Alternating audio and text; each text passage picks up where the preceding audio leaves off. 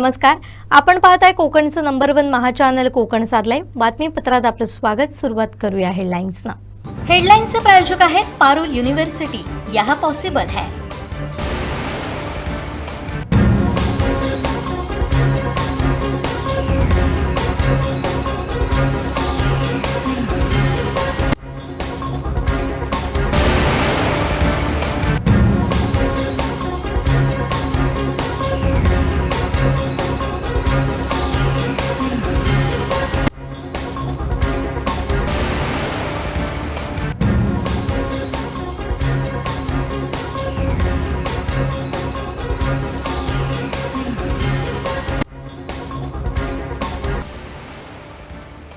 आता पाहूया सविस्तर बातम्या।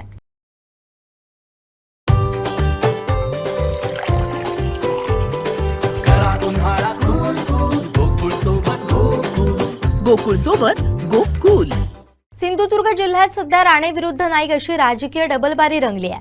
पोलीस विभाग, कायदा सुव्यवस्था आणि स्थानिक राजकारणाच्या मुद्द्यावरून आरोप प्रत्यारोपांच्या फैरी झडतात। आमदार निलेश राणे, माजी आमदार वैभव नाईक, पालकमंत्री नितेश राणे यांच्या वक्तव्यांमुळे जिल्ह्याचं राजकारण पुन्हा एकदा तापलंय। पाहूया त्याचा स्पेशल रिपोर्ट। जिल्ह्यामध्ये 2.5 ते 3 कोटी रुपये हा महिन्याचा हप्ता जातो 2 नंबरचा। बीट अंमलदार, police station, LCB office, SP office. माननीय देवेंद्र फडणवीसांनी या विषयात लक्ष टाकून देवेंद्र फडणवीस यांच्या गृह खात्याने राजीनामा दिला पाहिजे आणि त्यांनी दुसरं मंत्रिपद घेतलं पाहिजे। गुन्हेगारी मुक्त महाराष्ट्र करण्यामध्ये आदरणीय देवेंद्र फडणवीस साहेब जे दिवस रात्र एक करतायत, त्याला गालबोट लावण्याची हिम्मत माजी आमदार वैभव नाईकांनी करू नये। दोन्ही भाऊ आहेत, हे कणकवली शहरात सर्वाधिक मताधिक्याने निवडून आलेले आहेत आणि जर एवढा कसा वेळा जरी त्यांच्या विजयामध्ये तुमचा हात असला तर त्यांना उद्या राजीनामा द्यायला लागेल। तुम्हाला पैसे चालतात त्यांचे आणि आता जनतेला तुम्ही मूर्ख बनवता। द्या मग, तुम्ही सांगता ना, कशाला चॅनलच्या माध्यमातून सांगता? त्या राजीनामा, लढवूया निवडणूक, बघूया कोण निवडून येतो ते। सिंधुदुर्गातील राजकारण पुन्हा एकदा तापलंय। आमदार निलेश राणे यांनी पोलीस प्रशासनावर गंभीर आरोप करत जिल्ह्यातील अवैध धंद्यांना अभय मिळत असल्याचा दावा केला। अवैध धंदेवाल्यांकडून महिन्याला 2 ते 2.5 कोटी रुपयांची वसुली होत असल्याचा गंभीर आरोप यावेळी त्यांनी केला होता। पोलीस दहीकरांच्या मार्गदर्शनाखाली जसं वागतायत, हा जो डिसोजा नावाचा अधिकारी आहे, हा आमच्या आवळे गावात गेला आणि सांगितलं, एका छपरी गँग पकडली तिकडची आणि सांगितलं, तू दारूचा व्यवसाय सुरू कर, मी तुला सपोर्ट करतो। आता पोलीसच आपल्या बरोबर आणि पोलीसच आपल्याला सांगतोय की चल तू दारूचा धंदा सुरू कर, मी तुझ्या बरोबर आहे, असं सांगितल्यानंतर त्या पोरांनी सुरू केलं आणि हप्ता द्यायचा कुठेतरी त्याचा राहून गेला किंवा काहीतरी कमी जास्त झालं, त्याला या डिसोजानेच अटक करून त्याच्यावरती कारवाई केली आणि त्याला अटक केली। जिल्ह्यामध्ये 2.5 ते 3 कोटी रुपये हा महिन्याचा हप्ता जातो 2 नंबरचा। त्याचे 4 स्टेज आहेत: बीट अंमलदार, police station, LCB office, SP office. आपल्याला जिल्ह्याला कुठे घेऊन जायचं आहे हे आता पोलीस डिपार्टमेंट नाही ठरवणार। उघडपणे हे सगळे प्रकार चालू आहेत। ज्या पत्रकारांनी याबद्दल लिहिलं काही दिवसांपूर्वी, तुला केसमध्ये अडकून टाकीन अशी धमकी देण्यात आली। हे असे निष्क्रिय अधिकारी, भ्रष्टाचारामध्ये बरबटलेले अधिकारी आमच्या जिल्ह्यामध्ये मी असेपर्यंत, आणि मी ही तक्रार सन्माननीय पालकमंत्री साहेबांकडेही करणार आहे, सन्माननीय राज्याचे मुख्यमंत्री देवेंद्र फडणवीस साहेबांकडे करणार आहे, उपमुख्यमंत्री सन्माननीय एकनाथ शिंदे साहेबांकडे करणार आहे आणि खासदार साहेबांकडे पण करणार आहे। जोपर्यंत असे अधिकारी प्रशासनामध्ये असतील, आपलं सरकार बदनाम होईल। आपण बदनाम होतोय या अशा अधिकाऱ्यांमुळे। निलेश राणे यांच्या आरोपानंतर ठाकरे गटाचे माजी आमदार वैभव नाईक यांनी थेट गृहमंत्री देवेंद्र फडणवीस यांच्यावर निशाणा साधला। परंतु भ्रष्टाचाराचा आरोप आता मित्रपक्षाचे लोक करत असतील तर माननीय देवेंद्र फडणवीसांनी या विषयात लक्ष टाकून देवेंद्र फडणवीस यांच्या गृह खात्याने राजीनामा दिला पाहिजे आणि त्यांनी दुसरं मंत्रिपद घेतलं पाहिजे।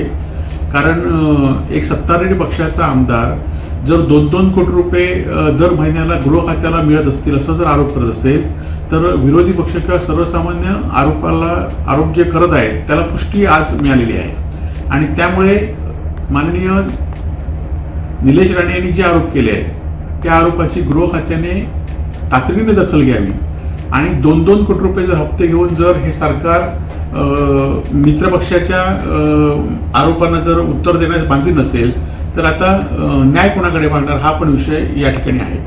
त्याचबरोबर निलेश राणे यांनी सांगितलंय की सिंधुदुर्ग जिल्ह्यात जी अवैध या ठिकाणी सुरू आहे, आज त्यांना माहिती असेल की माहिती नाही की ते माहिती नसल्यासारखे सांगतायत, त्यांचे मालवणचे नगरसेवकच आता मटक्याची बुक्की चालवत आहेत. पाहिजे तर त्यांना मी ती नावं निलेश राणेंना मी ती नावं पण सांगेन आणि मालवणात कोणाला विचारला तर ती नावं माहिती आहेत. किती नगरसेवक एकत्र येऊन आता जी बुक्की बंद पडली होती, दुर्दैवाने त्यांचं निधन झाल्यानंतर ही बुक्की काही लोकांनी ताब्यात घेतली आणि ते सगळे शिंदे गटाचे सदस्य आहेत आणि त्यामुळे त्यांच्यावर कारवाई आधी पहिले सांगितली पाहिजे किंवा त्यांच्यावर कारवाई करण्यासाठी पोलीस हप्ते मागत असतील म्हणून हा आरोप केला असेल हा पण प्रश्न आहे. आणि त्यामुळे खरं तर आज सिंधुदुर्ग जिल्ह्याची जी कायदा सुव्यवस्था आहे ती पूर्णपणे बिघडलेली आहे. खरं तर मी पण आमदार निलेश राणेंच्या व्यक्तिशः काय माझी भूमिका नसते, परंतु उलट त्यांची माझ्या विरोधात व्यक्तिशः भूमिका असते. छत्रपती शिवाजी महाराजांचा पुतळा मीच पाडला, त्यांच्या कुटुंबानेच पाडला किंवा मी जे आंदोलन करतो, काल LED विरुद्ध आम्ही आंदोलन केलं, महागाईच्या विरुद्ध आंदोलन केलं, तर ह्यांचे कार्यकर्ते ताबडतोब त्या ठिकाणी जाऊन सांगतात की वैभव नाईकांवर गुन्हे नोंद करा. तुम्ही किती गुन्हे नोंद करा किंवा तुमचा विरोधी तुम्ही सत्तारूढ पक्षात असेल किंवा माझे विरोध असल्यामुळे तुमचं ते काम आहे, त्याबद्दल माझं काही म्हणणं नाही.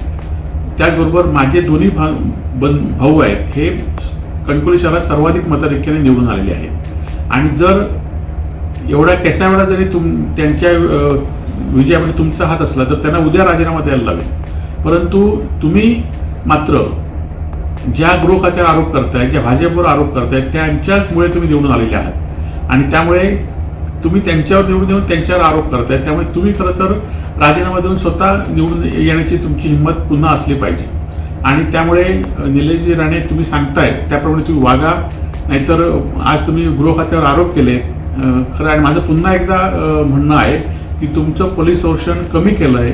तुमचं पोलीस संरक्षण कमी केल्यामुळे ज्या 2-2 गाड्या तुम्ही आवाज घालून फिरत होता ते कमी केल्यामुळेच तुम्ही हे आरोप करताय असं माझं पुन्हा म्हणणं आहे. आणि कायदा सुव्यवस्था आणि 2-2 कोटी रुपये हप्ता मिळत असेल ह्याचं उत्तर तुम्ही घ्या.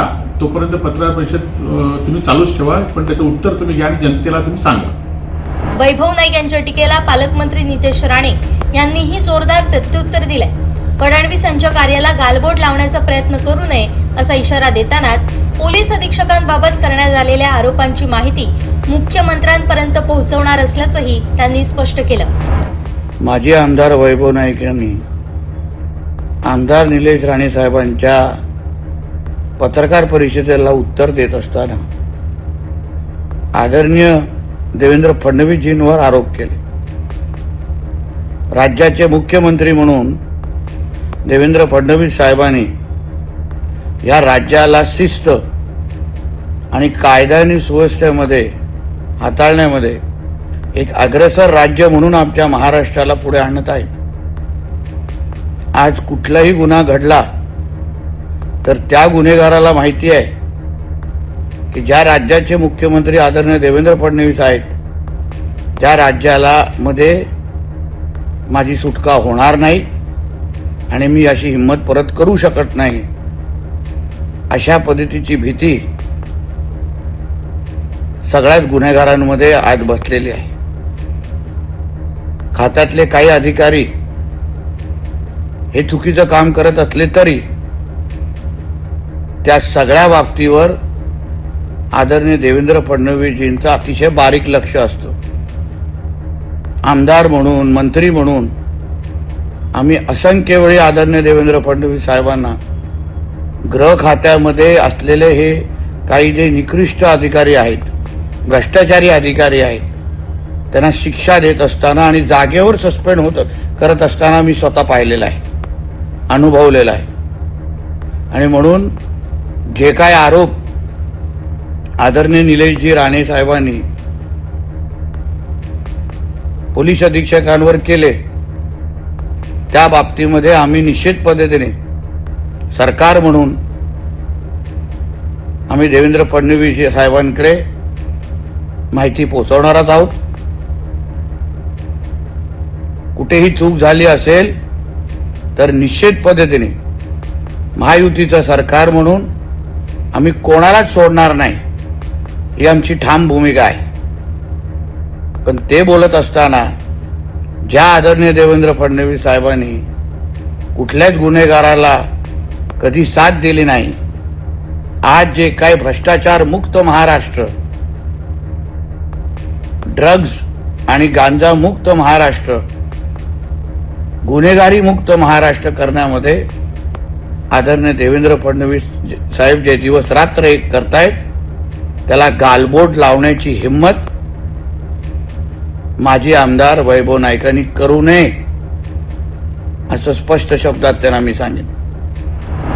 दरम्यान या वादात कणकवलीच्या राजकारणाचीही भर पडली आहे. माजी नगराध्यक्ष समीर नलावडे यांनी वैभव नाईक यांच्यावर पलटवार करत सुशांत नाईक आणि संकेत नाईक यांना मिळालेली नगरसेवक पदं ही राणे कुटुंबियांच्या पाठिंब्यामुळेच मिळाल्याचा दावा केलाय. जर राणेंमुळे निवडून आलं नसल्याचं म्हणायचं असेल तर नैतिकतेच्या आधारावर राजीनामा देऊन पुन्हा निवडून येऊन दाखवावं, असं खुलं आव्हान समीर नलावडेंनी दिलंय. कुडाळ मालवणचे सन्माननीय आमदार निलेशजी राणेसाहेब यांनी पत्रकार परिषद घेतली आणि जे काही आरोप होते ते केले. आणि त्याच्यानंतर माजी आमदार वैभव नाईक यांनी एक पत्रकार परिषद घेतली. तर मला या तुमच्या माध्यमातून सांगायचं आहे की वैभव नाईक मान्य करत नाही आहेत की सन्माननीय निलेशजी राणेसाहेब यांचं नेतृत्व मान्य करून वैभव नाईकांनी आपल्या 2 भावांना उभं केलं होतं आणि ते 2 भाऊ जे निवडून आलेत ते सन्माननीय निलेशजी राणेसाहेब यांचं नेतृत्वाखालीच निवडणूक लढली गेली आणि त्यांच्यामुळेच आले. मी तर निलेश राणेसाहेबांनी असं म्हटले की माझा खारीचा वाटा आहे. मी तर म्हणतो खारीचा नाही, सिंहाचा वाटा होता. म्हणूनच हे नाईकांचे 2 नगरसेवक निवडून आलेले आहेत. वैभव नाईकांनी मान्य केलं पाहिजे. सिंधुदुर्ग जिल्ह्यातली जनता मूर्ख नाही. तेव्हा तुम्ही दोघही जण वैभव नाईक निलेश राणे साहेबांच्या खांद्याला खांदा लावून काम करत होते कणकवली नगरपंचायतच्या निवडणुकीला. आणि आता लोकांना मूर्ख बनवण्यासाठी तुम्ही प्रेस घेऊन सांगता की मी माझ्या नगरसेवकांचा राजीनामा देतो. द्या, चॅलेंज आहे माझी. नाईकांनी 2 नगरसेवकांचे राजीनामे द्यायचे. फक्त राणे साहेबांचं तुम्ही सहकार्य घ्यायचं नाही. चॅलेंज लागते की दोघांनाही पाडून दाखवू. 2 नगरसेवकांनी राजीनामे द्या. नाईकांनी फक्त निलेश राणेंचं नेतृत्वाखाली तुम्ही निवडणूक परत लढवू नका. तुम्हाला दोघांनाही जागा दाखवण्याचं काम आम्ही करतो. मान्य करायला पाहिजे लोकांना. तुम्हाला काय वाटतं काय जनता मूर्ख आहे? हो, याच राणेंचे तुम्ही निवडणुकीला पैसे घेऊन निवडून आलात. काय सांगता तुम्ही? नाईक बोलतायत आमच्या समोर. याच राणे साहेबांचे पैसे घेऊन तुम्ही निवडणुकीला, तुम्हाला पैसे चालतात त्यांचे, आणि आता जनतेला तुम्ही मूर्ख बनवता. द्या, मग तुम्ही सांगता ना, कशाला चॅनलच्या माध्यमातून सांगता? त्या राजीनामा, लढवूया निवडणूक, बघूया कोण निवडून येतो ते. आणि कसली तुम्ही लोक मूर्ख आहेत का? सिंधुदुर्गातली कणकवलीतली मूर्ख आहेत काय? हे मान्य करायला वैभव नाईकांनी शिकलं पाहिजे. निलेश राणे साहेब जेव्हा कणकवली नगरपंचायतच्या निवडणुकीला मिटिंगा घेत होते व्यासपीठावर, हे सर वैभव नाईक पण होते, सुशांत नाईक पण होते. मान्य करावं. हो, त्याच तुम्ही निलेश राणेंचं नेतृत्व मान्य केलं म्हणून आमचा प्रामाणिक कार्यकर्ता अभित नाईक पडला कालच्या निवडणुकीला. आमचा पराभव झाला. या नाईकांना उपनगराध्यक्षपद कोणामुळे मिळालं? नाईक जे उपनगराध्यक्ष, सुशांत नाईक उपनगराध्यक्ष बसले, ते निव्वळ निलेश राणे यांच्या नेतृत्वामुळे बसलेले आहेत. मग आणि मान्य करत नाही. हो, झालं, मान्य करा ना. कशाला तुम्हाला लाज वाटते? निलेश राणे साहेब काय बोलले तर चुकीचं आहे. मी त्यांचं समर्थन नाही करत, पण त्यांची चुकी काय आहे? त्यांनी त्यांच्याच नेतृत्वाखाली निवडणूक लढवला, त्याच्यामुळेच नाईकांच्या घरातला उपनगराध्यक्ष झाला. नाहीतर नाईकांच्या घरातला उपनगराध्यक्ष 2008 पूर्वी होते, त्याच्यानंतर होणं कठीण होतं. राणेंचं नेतृत्व मान्य केलं म्हणून तुम्ही बसलात खुर्चीत. एकूणच निलेश राणे यांच्या पत्रकार परिषदेतून सुरू झालेला वाद आता राणे विरुद्ध नाईक अशा थेट राजकीय संघर्षात परावर्तित झालाय. आगामी काळात या आरोप प्रत्यारोपांची ही डबलबारी आणखीन कोणतं वळण घेते हे पाहणं महत्त्वाचं ठरणार आहे. उमेश बुचडे, कोकण साद लाईव्ह, कणकवली. ॲथरच्या दमदार स्कूटर्स आता कुडाळमध्ये. ॲथर 450 आणि ॲथर रिस्टा. आजच भेट द्या Ather showroom, Mumbai Goa highway, Kudal. Hotel spice कोकणच्या समोर. संपर्क 9730 106477. सावंतवाडी बस स्थानकाला परिवहन मंत्री प्रताप सरनाईक यांनी भेट देत पाहणी केली. आमदार दीपक केसरकर यांच्या पाठपुराव्यामुळे लवकरच या बस स्थानकाचं रूपडं पालटणार असा विश्वास मंत्री सरनाईक यांनी व्यक्त केलाय.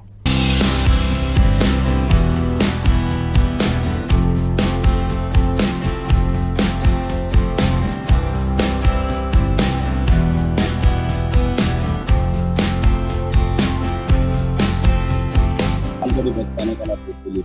सावंतवाडी बस स्थानकाचा खूप वर्ष प्रलंबित प्रश्न आहे आणि प्रत्येक स्थानची हा जुना डेपो आहे. काय ही वस्तुस्थिती आहे की गोव्याच्या अतिशय जवळ असलेला हा शेवटचं स्थान आहे असं म्हणायला हरकत नाही. आणि आमचे दीपकभाई केसरकरांनी पाठपुरावा गेल्या अनेक महिन्यांपासून माझ्याकडे केला होता की अतिशय चांगली जागा ही सावंतवाडी बस डेपोची आहे आणि ती जर आपण बस रोडच्या धर्तीवर विकसित केली तर आमच्या शहरातील जिल्ह्यातील सर्वसामान्य प्रवाशांना त्याचा फायदा होऊ शकेल. त्यामुळे हा सावंतवाडी डेपो डेव्हलप करण्याकरता PPP तत्वावर करण्याचा निर्णय आम्ही घेतलेला आणि त्या माध्यमातून ह्याची पाहणी करायला पण मी आलेलो आहे. दीपक केसरकर साहेब सातत्याने करत असलेल्या पाठपुराव्यामुळे सुद्धा आता हा PPP तत्वावर तर होतोच आहे, परंतु काही सूचना त्यांनी दिल्या. त्यामध्ये बसेस वाढवण्याच्या सूचना होत्या, त्या सुद्धा आम्ही त्याची पूर्तता करतोय. पुढील दीड महिन्यामध्ये जवळजवळ 20 ते 25 बसेस आम्ही ताबडतोब देतोय आणि अजूनही काही त्यांनी मागणी केली तर काही बसेस आम्ही देतोय.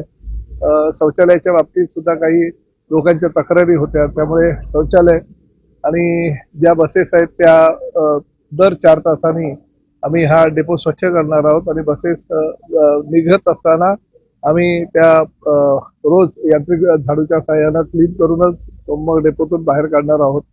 उद्या 1 जून एसटी महामंडळाचा वर्धापन दिन आहे 78वा आणि आम्ही असा निर्णय घेतलेला आहे की उद्यापासून सर्वसामान्य प्रवाशांना 1 रुपया खर्च न करता प्रसाधनगृहाचा वापर करता येणार आहे आणि त्यामुळे ते स्वच्छतेचा ठेका जो आहे तो वेगळ्या संस्थेला दिलेला असल्याकारणानं प्रवाशांना मोफत सुविधा देण्याचा एसटी महामंडळाचा मानस आहे. आज कोकण दौऱ्यावर आलाय. कोकणसाठी एसटी ला काय कोकण आणि एसटीचं नातं नाही, खूप अतिशय जवळचं जीवाभावाचं नातं आहे आणि कोकण वासियांचा एसटीवर जीवापाड प्रेम असतो. किंबहुना मला तर असं म्हणायचं आहे की राज्यामध्ये महसुलामध्ये जर बघायला गेलं तर गणेशोत्सव असू द्या, दिवाळी असू द्या किंवा इतर अनेक उत्सव असू द्या, अतिशय मुंबईच्या चाकरमानी असलेला आमचा कोकणवासीय हा मुंबईवरून कोकणाकडे आणि कोकणातून मुंबईकडे त्यांचा सण उत्सव झाल्यानंतर आज जात येत असतो आणि त्यामुळे एसटीला जास्तीत जास्त प्राधान्य असतं. आम्हाला कितीतरी हजार, मला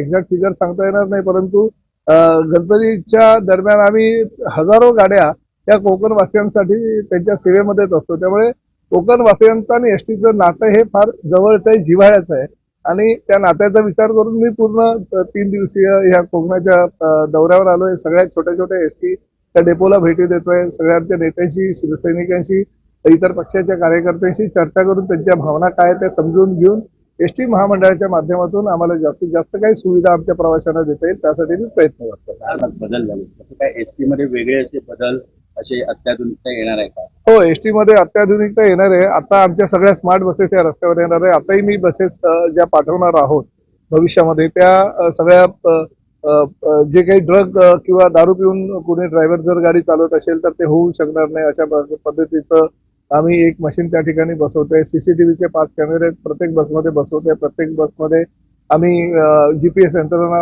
बसवतोय. ज्या ज्या काही गोष्टी करायच्या आहेत सुरक्षिततेच्या दृष्टिकोनातून आणि प्रामुख्याने महिलांच्या सुरक्षिततेच्या दृष्टीनं त्याचा विचार करूनच आम्ही ह्या नवीन बसेस घेतलेल्या आणि त्या स्मार्ट बसेस असतील. तर लाडकी बहीण योजनेत अनेक महिलांची KYC झालेली नाही. 30 मार्च ही लास्ट तारीख होती. अनेक महिला यापासून वंचित होत आहेत. अनेक वेळा राज्य शासनानं त्यांना संधी दिलेली आहे. राज्य शासनानं वेळोवेळी मुदत वाढ दिलेली आहे. त्या दरम्यान जरी KYC झाली नसेल तर तो राज्य शासनाचा जो निर्णय आहे तो निर्णय बदलण्याचा अधिकार फक्त माननीय मुख्यमंत्री आणि त्या खात्याचे मंत्री म्हणून आदिती तटकरे यांचा आहे.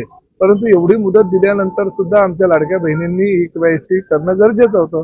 अजूनही काही अडचणी असतील तर माननीय मुख्यमंत्र्यांच्या कानावर घातल्यानंतर मुख्यमंत्री निश्चितपणे त्यावर योग्य तो निर्णय घेतील. नाही, शेवटी आम्ही सर्वसामान्य महिलांना, आमच्या लाडक्या बहिणींना न्याय देण्यासाठी ही भूमिका घेतलेली आहे. त्यामुळे कोणी वंचित राहू नये ही भूमिकाच मुळात राज्य सरकारची आणि महायुतीची. विधान परिषदेचा हा मतदारसंघ आपल्याकडे राहणार की आमच्या पक्षाचे मुख्य नेते एकनाथ शिंदे साहेब जो निर्णय घेतील तो निर्णय आम्हाला मान्य असतो. सुपर बाजार कोऑपरेटिव्ह कणकवली, सिंधुदुर्ग जिल्ह्यातील एकमेव वातानुकूलित सुपर बाजार. पत्ता सुपर बाजार, Mumbai Goa highway, SM high school समोर, कणकवली. आपल्या अतूट विश्वासामुळेच आम्ही 25व्या वर्षात पदार्पण करतोय. महाराष्ट्राचे मत्स्य व्यवसाय आणि बंदर विकास मंत्री नितेश राणे यांनी देवगड येथील पत्रकार परिषदेत फिश पाव या नव्या संकल्पनेची माहिती दिली. वडापावच्या धर्तीवर तयार करण्यात येणारा फिश पाव राज्यभर लोकप्रिय करण्यासाठी मत्स्य व्यवसाय विभाग विशेष स्टॉल्स उभारण्याच्या तयारीत आहे. या उपक्रमामुळे मत्स्य व्यवसायाला चालना मिळण्यासोबतच मच्छीमारांना नवीन बाजारपेठ उपलब्ध होणार आहे. राज्यभर फिश पाव पोहोचवण्याचा विभागाचा प्रयत्न असल्याचं राणेंनी स्पष्ट केलंय. जे उबाटा सेनेचे पंचायत समितीचे एकमेव सदस्य असो, त्यांचे तालुका प्रमुख नर असतील, काही प्रमुख पदाधिकारी संदीपजी असो, मंचाचे आमचे सरपंच असो, सर्व प्रमुख पदाधिकारी आज त्या सगळ्या जणांनी आदरणीय पंतप्रधान नरेंद्र मोदीजी, आदरणीय मुख्यमंत्री देवेंद्र फडणवीसजी, आदरणीय आमचे प्रदेश अध्यक्ष रवी चव्हाण साहेब, आमचे खासदार आदरणीय आमचे राणेसाहेब, या सगळ्यांच्या नेतृत्वावर विश्वास ठेवून आज आमच्या भारतीय जनता पक्षामध्ये त्यांनी प्रवेश केलेला आहे. आमच्या पक्षाची ताकद निश्चित पद्धतीने दुप्पट झालेली आहे या सगळ्यांच्या प्रवेशामुळे आणि देवगड आणि सिंधुदुर्गाचा विकास करण्यामध्ये ते आता माझ्या खांद्याला खांदा लावून काम करणार आहेत असा विश्वास मी व्यक्त करतो. खवय्यांसाठी मत्स्यपाव असे एक चांगली तुम्ही ह्या संकल्पना राबवली आणि त्याची चर्चा मुंबईसह सिंधुदुर्गातही चांगली रंगली. कसं पाहताय? बघा, आता पण आपण वडापाव ऐकलेला आहे. वडापावच्या धर्तीवर आम्ही मच्छीपाव अशा पद्धतीची एक फिश पाव ज्याला त्याला म्हणतो, नाव फिश पाव आहे, तो मच्छीपाव ज्याला म्हणतो, अशी एक चांगली संकल्पना आमचं मत्स्य खातं म्हणून आम्ही तयार करतोय.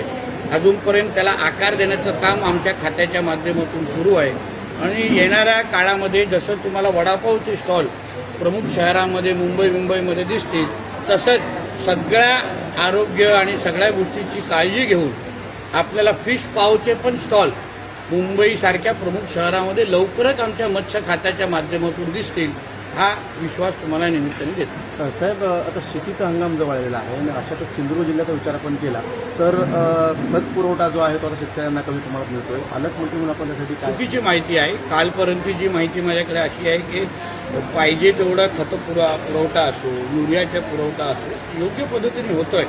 जिल्ह्याचा पालकमंत्री म्हणून मी अतिशय बारकाईने लक्ष, जिल्हा पुरवठा अधिकारी असो, सगळ्यांबरोबर माझे सातत्याने संपर्क आहे. पेट्रोल डिझेलच्या साठ्यासंदर्भात पण कलेक्टरांबरोबर मला डेली रिपोर्ट माझ्यापर्यंत येतोय. मीडियाच्या आपल्यासारख्या मित्रांना मी कळकळीची विनंती करेन की अशा कुठल्याही बातम्यांमुळे ज्याच्यामुळे लोकांमध्ये चुकीचा संदेश जाईल असं कृपया आपण देऊ नका. आपण कधीही जिल्हा पुरवठा अधिकाऱ्याला फोन करू शकता, कलेक्टरांकडून माहिती देऊ शकता. कोणीच फोन उचलला नाही तर पालकमंत्री फोन उचलतोच, आहे की नाही. तुम्हाला फोन करा, तुम्हाला माहिती देणं हे माझं कर्तव्य आहे. पण एकदा ती बातमी आल्यानंतर जेव्हा खताचा म्हणजे आपल्याकडे पुरेसा साठा असताना, युरियाचा पुरेसा साठा असताना, पेट्रोल जवळपास 60 जे काय आपले पेट्रोल पंप आहेत त्याच्यामध्ये 52 पेट्रोल पंपमध्ये आपल्याला चांगला साठा आपल्याकडे आहे. 6 पेट्रोल पंप जसे असे आहेत त्याच्यामध्ये साठा कमी आहे. त्याच्यावर पण आम्ही त्या कंपनीशी बोलतोय. म्हणून सिंधुदुर्ग जिल्हा म्हणून असं कुठलंही अडचणीचा काही विषय नाही. कुठल्याही चुकीच्या अफवांवर, बातम्यांवर विश्वास ठेवू नका. कोण साठवत असेल तर त्यांच्यावरही योग्य पद्धतीने कारवाई करण्याची आमची तयारी आहे. साहेब, राजकीय प्रश्न 4 महिने झाले तरी अजित पवार यांच्या प्रती तपास झाला नाही आणि त्यासाठी रोहित पवार हातात कुलूप घेऊन CIDच्या कार्यालयामध्ये गेले होते. शेवटी प्रत्येकाची हीच मागणी आहे की आदरणीय स्वर्गस्वी अजितदादा पवारांच्या जे काय एकंदरीत जो काय अपघात झाला त्याची चौकशी व्हावी. आदरणीय मुख्यमंत्री साहेबांनी ह्याबद्दल ठोस भूमिका घेतलेली आहे. त्यांनी सातत्याने हे संबंधित असलेले जे काही तपास एजन्सी आहे स्वतः CM साहेबांच्या माध्यमातून पाठपुरावा होतोय. प्रत्येकाने थोडं संयम ठेवावं. केस थोडी नाजूक आहे. पण त्याला आमच्या अजितदादांना निश्चित पद्धतीने न्याय भेटेल हा विश्वास मी या निमित्ताने व्यक्त करणार. साहेब, नीट पेपर फुटीच्या मुद्द्यावर तर संजय भोसले म्हणत आहेत की ही नाचक्की महाराष्ट्रामध्ये देशावर आलेली आहे आणि त्यासाठी आता सरकारने त्यावर भाष्य करावं किंवा त्यावर बोलावं. त्याच्यावर आमच्या सरकारच्या प्रमुखांनी आदरणीय फडणवीस साहेबांनी अतिशय कठोर भूमिका घेतलेली आहे. कारवाया सुरू आहेत, अटक झालेल्या आहेत, पण शेवटी ज्याचा मालकच नापास आहे त्याला पेपर फुटीबद्दल बोलण्याचा अधिकारच नाही. सर्वात मोठा विद्यार्थी हा मातोश्रीच्या 3ऱ्या माळ्यावर बसला असल्यामुळे संजय राजाराम राऊतनी तोंड उघडू नये. आमदार संग्राम जगताप म्हणतात राष्ट्रवादीचे अहमदनगरचे की आपली मुलं बाळा शाळेत जात असलेला रिक्षावाला किंवा व्हॅनवाला हिंदूच असला पाहिजे. नक्कीच जिम जिथे आपण करता व्यायामशाळा ते पण सगळे हिंदूच असले पाहिजे. प्रत्येकाचा ओळख तपासून रिक्षा असो, टॅक्सी असो, जिमवाले असो, खरेदी करण्याच्या वेळी शेवटी हिंदू राष्ट्रामध्ये अगर तुम्ही हिंदूतूनच खरेदी विक्री केली तर आपलाच राष्ट्र सक्षम होतोय. म्हणून जे काही संग्रामजी बोलले ते राष्ट्राला धरूनच आहे, राष्ट्राला धरून आहे. राष्ट्राला अजून भक्कम करण्याच्या दृष्टिकोनात ह्याची नोंद हिंदू समाजाने घ्यावी. साहेब, जरांगी उद्यापासून पुन्हा आंदोलन करणार ते आंदोलन थांबत नाही. बघा, एक लक्षात घ्या, जरांगे पाटीलांची मागण्याबद्दल सरकारच्या वतीने ह्याच्या अगोदर प्रसाद लाडजींनी आणि विखे पाटीलजी त्यांच्याशी चर्चा करतायत. त्यांची चर्चा सुरू आहे. आदरणीय फडणवीस साहेबच मला न्याय देऊ शकतात असे ते स्वतः काल काय परवाच बोललेले आहेत. सरकार सकारात्मक आहे. त्यांच्या ज्या काय मागण्या आहेत त्याबद्दल लाड साहेब असो, विखे पाटीलजी त्यांच्या संपर्कात आहेत. मला विश्वास आहे योग्य पद्धतीने तोडगा निघेल आणि अशा उन्हातानात त्यांना बसण्याची संधी भेटणार नाही. तेवढं त्यांच्या तब्येतीची काळजी आम्हाला सगळ्यांना. साहेब, एक पुण्यामध्ये 10पेक्षा जास्त जणांचा विषारी दारूमुळे मृत्यू झाला. त्याच्यामुळे विषारी दारू पिल्यामुळे काही जणांचा पुण्यामध्ये योग्य खातं तपासणी करेल ना आणि जे जबाबदार असतील त्यांच्यावर कारवाई होईल. साहेब, आपल्या भाषणामध्ये आपण म्हटलं की पुन्हा मुंबईसारख्या ठिकाणी बेरोजगारी करून दिली ते पुन्हा सिंधुदुर्गात रिव्हर्स मायग्रेशनचा जो मुद्दा आहे, आता मोठ्या प्रमाणामध्ये 10वी आणि 12वीमध्ये जे आपली मुलं मुली 1 ते 2 ते 100% जे निकाल लागतात ते रोजगारासाठी सिंधुदुर्गामध्ये थांबत नाही. हे मुंबई, पुणे, गोवा, सौदी अरेबिया, दुबईला जातात. आमचा मुद्दा असा आहे की हे जे काही प्रकल्प आमचं सरकार आणू पाहत आहे, अणुऊर्जाचे प्रकल्प असो, अन्य हॉटेलचे प्रकल्प असो, त्या प्रकल्पांमुळे ही जे आमची मुलं मुली जे बाहेर जातात तिथे आपलं टॅलेंट वापरतात, तेच उद्या आमच्या जिल्ह्यामध्ये येऊन त्याच दर्जाची नोकरी, अगर मुंबईमध्ये अगर तुम्ही 25,000ची नोकरी करत असाल तर आम्ही तुम्हाला 10,000ची नोकरी देणार नाही, आम्ही तुम्हाला 40,000ची नोकरी देऊ. जे जे प्रकल्प इथे येतील त्यामुळे प्रत्येक घरामध्ये किमान 2 लोकांना नोकरी लावण्याची जबाबदारी ही जिल्ह्याचा पालकमंत्री म्हणून माझी असेल. मुलांनी तरुणींनी ह्यासाठी सज्ज व्हावं. आपले जे जे नातेवाईक मुंबई, पुणे, नाशिक कुठेही गेले असतील त्यांना फोन करून सांगा की बाबांनो आता बॅग भरा, परत गावात जाण्याची वेळ आलेली आहे. सर, हिंदी में मोदी जी के कार्यकाल 12 साल संपन्न हुए, क्या कहेंगे किस तरह? देखिए, ये 12 साल जो हमारे मोदी जी ने देश का नेतृत्व किया, इस 12 साल में हमारा भारत देश, हमारा हिंदुस्तान ये ताकतवर देशों में पहले 3 क्रमांक में आ चुका है. आर्थिक और फाइनेंशियल कंडीशन में जो सुपर पावर जिसको आपको कहते हैं, महासत्ता जिसको बोलते हैं, उसमें भी मोदी जी के मार्गदर्शन और नेतृत्व की वजह से हमारा देश काफ़ी आगे है. इसलिए इसका सारा श्रेय, जिस तरीके से हमारा देश आगे बढ़ रहा है, ताकतवर हो रहा है, इसका सारा श्रेय हम हमारे आदरणीय मोदी जी को देते हैं. सिर्फ 12 साल में अगर इतना फर्क पड़ेगा तो सोचिए आगे आने वाले दिनों में कितना विकास हमको सबको अनुभव करने को मिलेगा. आता तुमची आवडती सुझुकी दुचाकी घरी आणणं झालं अधिक सोपं. सिंधुदुर्गचे अधिकृत विक्रेते श्री विनायक व्हील्स घेऊन आले आहेत खास ऑफर्सची मेजवानी. मग वाट कसली बघताय?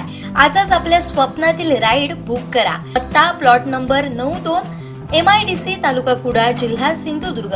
कणकवली तालुक्यातील नागवे सांगवेकर वाडी येथील सार्वजनिक विहीर कोसळली असून यामुळे वाडीतील नागरिकांना पाण्याचा प्रश्न निर्माण झालाय. त्यातच या विहिरीमध्ये अनेक लोकांनी विद्युत पंप टाकून घरापर्यंत थेट पाणी नेलं होतं. विहीर कोसळल्यामुळे हे सर्व पंप विहिरीमध्ये गाडले गेले.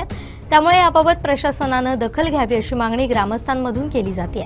तसेच ही विहीर जीर्ण झाल्याबाबत प्रशासनाकडे उपसरपंच महेंद्र कुडाळकर यांनी पाठपुरावा केला होता. नागवे इथं जलजीवन मिशन योजनेचं काम 2 वर्ष रखडलं असल्यानं या विहिरीच्या पाण्यावर या वाडीतील लोक अवलंबून होते. मात्र विहीर कोसळल्यामुळे या लोकांना आता पिण्याच्या पाण्याचा मोठा प्रश्न निर्माण झाला.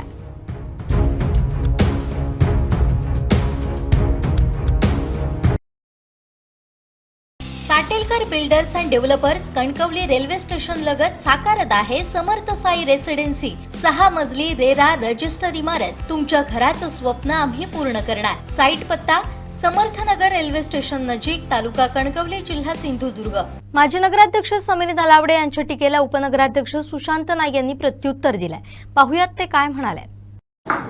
काल महाराष्ट्राचे अकार्यक्षम मंत्री, पालकमंत्री आमचे नितेश राणे यांची एक व्हिडिओ आला समोर, जो वैभव नाईकांवर त्यांनी आरोप केला. खरं म्हणजे हे अकार्यक्षम आहेत याचा दाखलाच खरं म्हणजे त्यांचे भाऊ आमदार निलेश राणे यांनी दिलेला आहे. कुठचंही सिंधुदुर्गामध्ये काम आता जवळजवळ 2 वर्ष झाली आहेत पालकमंत्री होऊन, त्यांना कुठचं ठोस काम या सिंधुदुर्गामध्ये झालेलं आहे ते त्यांनी दाखवावं. खरं म्हणजे कुठचीही कामं, म्हणजे आता हॉस्पिटलची परिस्थिती बघावी, सरकारी हॉस्पिटलची. त्याच्यानंतर पेट्रोल डिझेलचं तुम्हाला माहितीच आहे की सिंधुदुर्गामध्ये सगळ्यात जास्त शॉर्टेज आहे. टुरिस्ट लोक आलेले आहेत पण सिंधुदुर्गात जास्त शॉर्टेज आहे. जिल्हा परिषद शाळा सुरू नाही आहे. त्यानंतर बेरोजगार तरुण आहेत. आणि आताच काढलेला त्यांच्या भावांनी निलेश राणेंनी बोलता आहे तो ड्रग्सचा आहे, बनावट दारूचा आहे, गोव्यावर नेणारी दारू आहे. म्हणजे जर तुम्ही म्हणत असाल फडणवीस साहेब जर यामध्ये दोषी नाहीत तर ह्याच्यावरती तुम्ही दोषी आहात. या जिल्ह्याचा पालकमंत्री तुम्ही घेतलेला आहात, तुम्ही ह्याच्यात दोषी होताय. आणि एकही गोष्ट या जिल्ह्यामध्ये सुरळीत नाही आहे याचा दाखला खरं म्हणजे त्यांचेच भाऊ आणि कुडाळ मालवणचे आमदार निलेश राणे यांनी दिलेला आहे. हे अकार्यक्षम मंत्री आहेत. खरं म्हणजे त्यांच्या भावांनी आमच्यावर सुद्धा आरोप केलेला आहे की आमच्यामुळे कुठेतरी तुम्ही निवडून आला वगैरे. खरं म्हणजे ह्या नगरपंचायतमध्ये जेव्हापासून नगरपंचायत झालेली आहे 2002 साली 4 साली त्यावेळी नगरपंचायत स्थापन झाली, तेव्हापासून आमचे बंधू वैभव नाईक ज्या मतदारसंघामधनं आम्ही निवडून आलो आहे त्या मतदारसंघामध्ये ते नगरसेवक म्हणून 2 वेळा, ते नगरसेवक म्हणून 2 वेळा. आता ही माझी 3री टर्म आहे. खरं म्हणजे आताची जी निवडणूक लागली ती संदेश पारकर यांना आम्ही खरं म्हणजे उभं केलं. त्यामागे गेली 10 वर्ष मी विरोधी पक्ष म्हणून काम करतो आहे. आणि विरोधी पक्ष म्हणून काम करत असताना भ्रष्टाचाराचे मुद्दे असतील, काही चांगल्या गोष्टींचे मुद्दे असतील, हे मी सभागृहात मांडत आलो होतो. आणि ज्यावेळी निवडणूक लागली त्या कणकवली नगरपंचायतची त्यावेळी आम्ही संदेश पारकर यांना पुढे केलं. आणि या पुढे करण्यामागे नाईक घराण्याचा असेल, आमचा असेल, हा मोलाचा वाटा आहे की त्यांना आम्ही उभं राहिलंच पाहिजे या पद्धतीने एक साकडं घातलं आणि त्यांना उभं केलं. आणि त्यानंतर कणकवली शहर विकास आघाडीची स्थापना झाली. कणकवलीकर त्याच्यात सगळे सहभागी झाले. आणि कणकवलीकर सहभागी झाल्यानंतर त्यावेळी ठरवलं होतं की कोणी ह्या शहर विकास आघाडीला पाठिंबा दिला तर तो घ्यायचा. हे संदेश पारकरांनी आम्हाला त्यावेळी सांगितलं होतं. त्यामुळे त्या पद्धतीने जर कोणी पाठिंबा आम्हाला दिला असेल, त्या शहर विकास आघाडीला पाठिंबा दिला असेल, म्हणजे तो आम्हाला पाठिंबा दिला किंवा आम्हाला निवडून आणलं असं होत नाही. त्या शहर विकास आघाडीला पाठिंबा दिलेला होता तो. आणि तो शहर विकास आघाडी पुरताच पाठिंबा त्या ठिकाणी होता. आणि त्यानंतर संदेश पारकर आमचे शहर विकास आघाडीचे निवडून आले. काही लोकांनी काल प्रेस घेतली आणि सांगितलं की निवडून येऊन दाखवा परत एकदा. आम्ही सलग 20 वर्ष निवडून येतच आहोत. आणि त्यामुळे कोणाच्या दाखल्याची किंवा कोणाच्या बोलण्याने आम्हाला काय त्यावरती रिॲक्शन द्यायची नाही आहे किंवा बोलायचं नाही आहे. पण तरी पण काही गोष्टी बोलून घेतल्या पाहिजेत. पैसे घेतले हा आरोप केला. राणेंनी कोणाला पैसे वाटले आहेत का? आतापर्यंत रवींद्र चव्हाण यांच्या रूपानेच या ठिकाणी पैसे राणेंनी वाटले हे आम्ही बघितलेलं आहे. त्यामुळे कोणाला राणे आणि त्यांनी आरोप असे पण केले की कुठच्या स्टेजवरती आम्ही गेलो होतो, आमदार निलेश राणे यांच्या कुठच्या स्टेजवरती आम्ही गेलो होतो आणि त्या ठिकाणी आम्हाला बघितलं. ते आमच्या प्रभागामध्ये कधी प्रचाराला आले का याचं उत्तर आम्हाला त्यांनी द्यावं. कधीच आम्ही त्या ठिकाणी ते प्रचाराला आले नाहीत. आम्ही त्यांच्या स्टेजवरती गेलो नाही आणि ते सोडून सुद्धा आम्ही त्या ठिकाणी या प्रभागातून आम्ही निवडून आलेलो आहोत आणि त्यांनीच दाखला दिला होता, यांच्याच आमदारांनी राणेंनी दाखला दिला होता. काही लोक कुकर्माने आपल्या पडलेली आहेत. त्यामुळे कुठचं कुकर्म आहे हे शोधून काढलं पाहिजे. कारण जर हे पैसे घेतात म्हणून जर आरोप करत असतील तर जनतेलाच या कणकवलीतल्या माहिती आहे की कोणाकोणाचे पैसे ह्याच्या आधी 5 वर्षापूर्वी जनतेने कोणी भ्रष्टाचार केला, कोणीही भययुक्त कणकवली केली, हे कणकवलीच्या जनतेला माहिती होतं. म्हणूनच कदाचित काही लोकांना पराभवाचा सामना करावा लागला आणि तो पराभव त्यांच्या वाटेला आला. आणि पैशाचंच बोलत असाल तर वैभव नाईकांना ह्यावेळी सुद्धा तुम्हाला माहिती नसेल तर 50 कोटीची पण ऑफर येऊन गेली, पण ते नाकारून ते उद्धव बाळासाहेब ठाकरे या शिवसेनेबरोबर राहिले आणि त्या ठिकाणी त्यांनी चांगलं आतापर्यंत काम केलेलं आहे. काही रिझल्ट जागो पण आपण प्रामाणिक राहायचं या दृष्टीने ते राहिले आणि त्या ठिकाणी त्यांनी काम केलेलं आहे. त्यामुळे कोणाच्या दाखल्याची आम्हाला गरज नाही. आम्ही आमच्या जनतेच्या जीवावरती आम्ही त्या ठिकाणी निवडून येतो आणि चांगलं काम केलं तर जनता नक्कीच आम्हाला परत स्वीकारेल असा आम्हाला विश्वास आहे. परत काही लोक डायरेक्ट बोलायला सुद्धा काही लोकांना घाबरतात. त्यामुळे माजी नगराध्यक्ष दुसऱ्यांवरती आरोप करतात, पण निलेश राणेंना डायरेक्ट बोलायला वाटतं घाबरतात. त्यामुळे ते कदाचित दुसऱ्या लोकांवरती आरोप करून आपला राग, जी चिडचिड आहे ती काढण्याचा प्रयत्न करतायत आणि ती चिडचिड आम्हाला दिसते. कणकवली शहर विकास आघाडी आम्ही त्यावेळी केलेली होती आणि कणकवली शहर विकास आघाडी ही कणकवलीच्या जनतेने केलेली होती. कणकवलीच्या जनतेच्या आवाजामध्ये आम्ही सर्वजण सामील झालो होतो आणि त्यानंतर कणकवली शहर विकास आघाडीला जर कोण येऊन सपोर्ट करत असेल तर तो नाकारण्याचा, कणकवली शहर एखाद्या जनतेने जी ठरवलेली आघाडी असेल त्याला नाकारण्याचा अधिकार नाही. तर तो अधिकार त्यावेळी जर सपोर्ट देत असेल त्यावेळी सपोर्ट संदेश पारकरांनी घेतला म्हणून काय त्यामध्ये आमच्या विजयामध्ये त्यांचा वाटा आहे हे काय सिद्ध होत नाही. आम्ही कुठच्या त्यांच्या स्टेजवरती गेलो नाही, आमच्यासाठी ते काय कुठे आमच्या वॉर्डमध्ये फिरले नाहीत. हे बघा, 2004 पासून जेव्हापासून नगरपंचायत निर्माण झालेली आहे तेव्हापासून आमच्या घरचा सदस्य त्या प्रभागामध्ये नगरसेवक म्हणून निवडून येतो. कोणीही असून दे विरोधात किंवा काय असून दे त्या ठिकाणी निवडून येतो. ही माझी 3री टर्म आहे. मी 10 वर्ष विरोधी पक्ष नेता म्हणून या नगरपंचायतमध्ये काम केलं आहे आणि 2014 सालात तर तुम्हाला माहिती आहे सगळे विरोधक एका ठिकाणी होते आणि आम्ही त्या ठिकाणी होतो. तरी पण 4 नगरसेवक 2014 सालात त्या प्रभागामधले आमचे निवडून आले होते. त्यामुळे कोणाच्या सर्टिफिकेटची आम्हाला गरज नाही. कणकवली शहर विकास आघाडीमध्ये कोणी सपोर्ट केला, आता उद्या कुठच्या पक्षाने, उद्या आमचा तो पक्ष होता बहुजन क्रांती पक्ष, त्यांनी सपोर्ट केला असं ते आम्ही चिन्ह घेतलं होतं त्यांचं, तर त्यांनी सपोर्ट केला तर तो कणकवली शहर विकास आघाडी घेणार ना.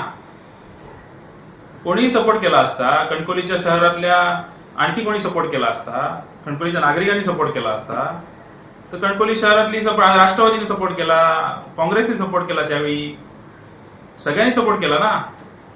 मग तो न घेण्यामागे कारण काय होतं? कणकवली शहर विकास आघाडी केल्यानंतर एकदा सपोर्ट घेणं, एखाद्या तो जर त्याच्या बाजूने बोलत असेल तर कणकवली शहर विकास आघाडी म्हणून संदेश पारकरांना सपोर्ट दिला त्यांनी.